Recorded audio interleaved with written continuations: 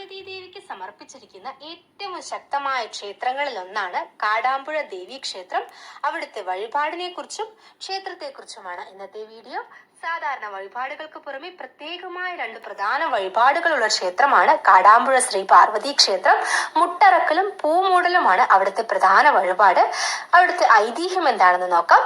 പാശുപതാസ്ത്രം സമ്പാദിക്കാൻ അർജുനൻ പരമശിവനെ ധ്യാനിച്ചു. എന്നാൽ അർജുനന്റെ അഹങ്കാരം അടങ്ങിയ ശേഷമേ ദിവ്യായുധം നൽകിയിട്ട് ഫലമുള്ളൂ എന്ന് ശിവൻ തീരുമാനിച്ചു.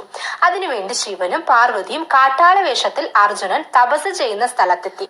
ദുര്യോധനൻ മൂകാസുരൻ എന്ന അസുരനെ അർജുനന്റെ തപസ് മുടക്കുവാൻ പന്നിയുടെ വേഷത്തിൽ അവിടേക്ക് അയച്ചു. ഇത് കണ്ടു നിന്ന ശിവൻ പന്നിയെ അമ്പെയ്തു. ഉപദ്രവിക്കാൻ വന്ന പന്നിയെ അർജുനനും അമ്പെയ്തു വീഴ്ത്തി. ഇരുഭാഗത്തെയും അമ്പുകൾ ഏറ്റുവാങ്ങി പന്നി ചത്തു വീണു. പന്നിയെ കൊന്ന അവകാശവാദവുമായി ശിവനും അർജുനനും തമ്മിൽ യുദ്ധമായി. അമ്പുകളേറ്റ് ശിവന്റെ ശരീരം മുറിഞ്ഞപ്പോൾ പാർവതി അർജുനനെ ശപിച്ചു. എയ്യുന്ന ശരങ്ങൾ പുഷ്പങ്ങളായി വർഷിക്കട്ടെ എന്നായിരുന്നു ശാപം. കാട്ടാള വേഷം ധരിച്ച് വന്നത് ശിവനും പാർവതിയുമാണെന്ന് മനസ്സിലാക്കിയ അർജുനൻ സാഷ്ടാംഗം പ്രണമിച്ച് മാപ്പപേക്ഷിച്ചപ്പോൾ ശിവനും പാർവതിയും സന്തുഷ്ടരായി. ഒപ്പം പാശുപതാസ്ത്രം സമ്മാനിക്കുകയും ചെയ്തു. ആ കാട്ടാള സ്ത്രീയുടെ ഭാവമാണ് നമ്മുടെ കാടാമ്പുഴ ഭഗവതിക്ക്. ദേവിയുടെ ഉഗ്രഭാവം കുറയ്ക്കുവാൻ വേണ്ടി പ്രതിഷ്ഠാവേളയിൽ സുദർശന മന്ത്രവും നരസിംഹ മന്ത്രവും ജപിച്ച് ദേവിയെ പ്രീതിപ്പെടുത്തി.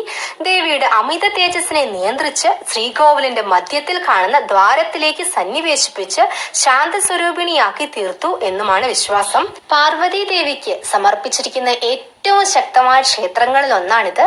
മലപ്പുറത്ത് തിരൂരിൽ നിന്ന് 16 കിലോമീറ്റർ അകലെ കാടാമ്പുഴയിലാണ് ഇത് സ്ഥിതി ചെയ്യുന്നത്. ഒരു വിഗ്രഹവുമില്ല എന്നതാണ് ഈ ക്ഷേത്രത്തിന്റെ പ്രധാന പ്രത്യേകത. വിഗ്രഹമില്ല എന്നതിന്റെ ഐതിഹ്യത്തെ കുറിച്ചാണ് കുറച്ചു മുമ്പ് ഞാൻ പറഞ്ഞത്. മുട്ടറക്കലും പൂവുമൂടലുമാണ് ഇവിടുത്തെ വിശിഷ്ടമായ വഴിപാടുകൾ.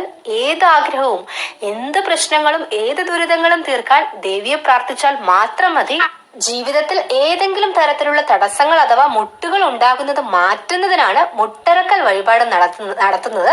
ആരോഗ്യമുട്ട്, തൊഴിൽമുട്ട്, വിദ്യാമുട്ട്, മംഗല്യമുട്ട്, ഗൃഹമുട്ട്, സന്താനമുട്ട്, ദാമ്പത്യമുട്ട്, കുടുംബമുട്ട്, വാഹനമുട്ട്, ഭൂമിമുട്ട് തുടങ്ങിയവയെല്ലാം മുട്ടറക്കലിലൂടെ ഈ വഴിപാടിലൂടെ നമുക്ക് പരിഹരിക്കപ്പെടുന്നതാണ്. ഉദ്ദിഷ്ട പ്രാർത്ഥന, നമ്മുടെ പ്രാർത്ഥന എന്ത് തന്നെയായാലും അത് ദേവിയിൽ സമർപ്പിച്ചുകൊണ്ട് ഒരു നാളികേരം ഭഗവതിയുടെ ശ്രീകോവിലിലെ കല്ലിൽ ശാന്തിക്കാരൻ മുട്ടി പൊട്ടിക്കുന്നതാണ് ഈ വഴിപാട്.